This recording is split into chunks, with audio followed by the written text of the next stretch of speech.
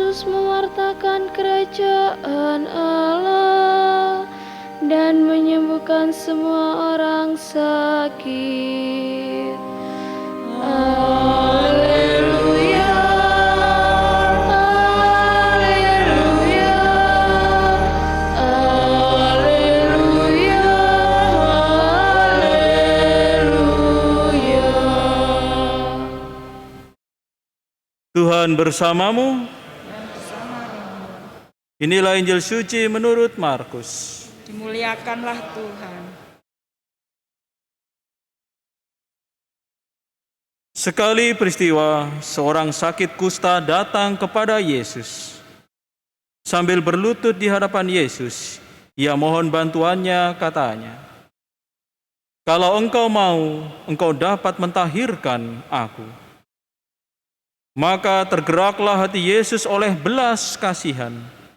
Lalu ia mengulurkan tangannya, menjamah orang itu, dan berkata kepadanya, "Aku mau, jadilah engkau tahir." Seketika itu juga lenyaplah penyakit orang kusta itu, dan ia menjadi tahir. Segera Yesus menyuruh orang itu pergi dengan peringatan keras, katanya, "Ingatlah, janganlah engkau memberitahukan hal ini kepada siapapun.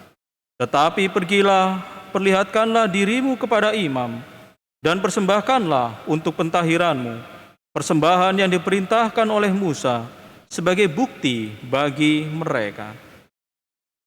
Tetapi orang itu pergi memberitakan peristiwa itu dan menyebarkannya kemana-mana, sehingga Yesus tidak dapat lagi terang-terangan masuk ke dalam kota.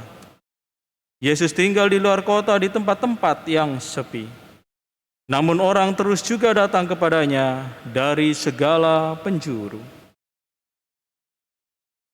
Demikianlah sabda Tuhan. Terpujilah Kristus.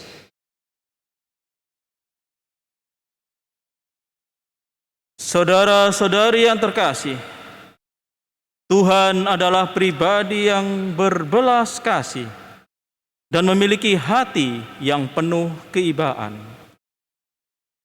Sifat dari Allah inilah yang mampu mendorong tindakan kehendak bebasnya untuk menolong orang-orang yang menderita, umatnya yang telah lama mengalami penderitaan, orang-orang yang dikucilkan, orang-orang yang dipinggirkan, dan telah lama mengalami sengsara, menanggung beban di dalam hidupnya.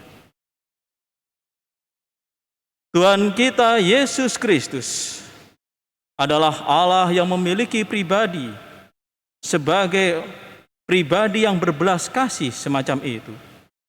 Dan tindakannya senantiasa terdorong oleh rasa belas kasih itu, maka mampu membawa perubahan. Tindakan Allah yang berbelas kasih inilah yang mampu membawa perubahan, yakni perubahan dalam arah keselamatan.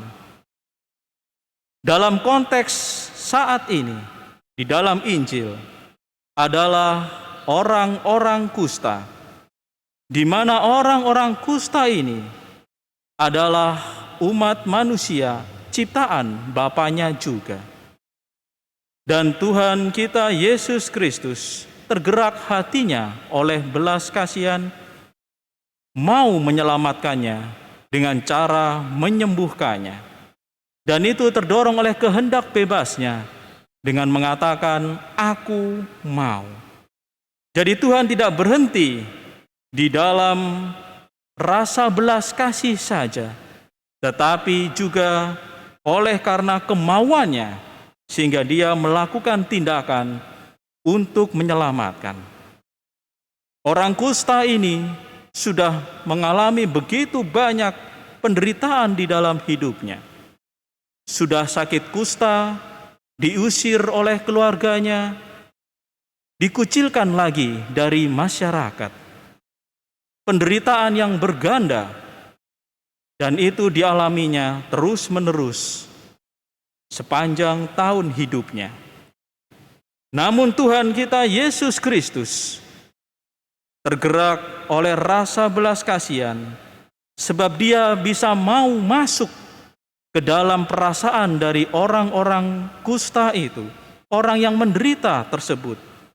Dan Tuhan tidak hanya masuk di dalam perasaan orang tersebut saja, tetapi Tuhan mau bertindak, melakukan sesuai dengan rasa belas kasihan yang muncul daripadanya. Sehingga keselamatan kepada orang ini terjadi. Nah, saudara-saudari yang terkasih, tindakan kemanusiaan Tuhan kita Yesus Kristus inilah yang menjadi teladan bagi kita semua. Bahwa di dunia ini masih banyak orang-orang kusta lainnya, yakni mereka yang dipinggirkan, dikucilkan, atau telah lama mengalami penderitaan di dalam kehidupan ini.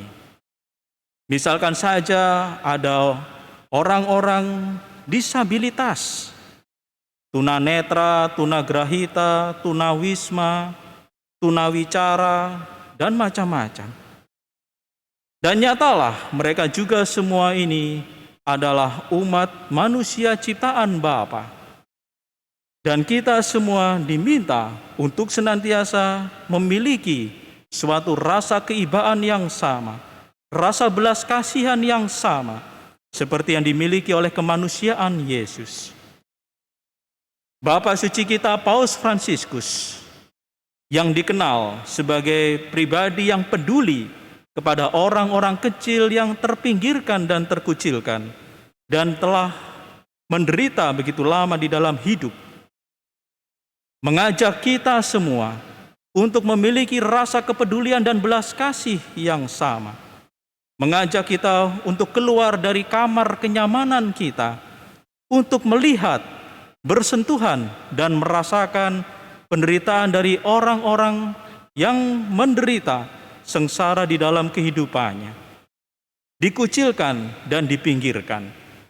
Dan nyatalah ajakan ini senantiasa melihat bahwa di dunia ini orang telah begitu banyak berada di dalam zona nyamannya di kamar dengan gadget-gadgetnya yang ada, sehingga mereka tidak memiliki pengalaman terhadap orang-orang yang menderita, orang-orang yang sengsara, orang-orang yang mengalami pengucilan dan penyingkiran.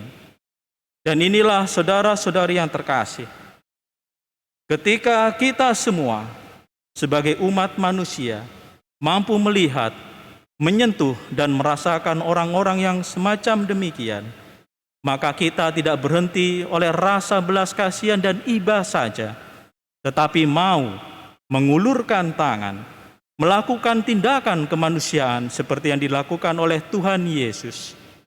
Sebab di mana ada tindakan cinta kasih, disitulah terjadi keselamatan.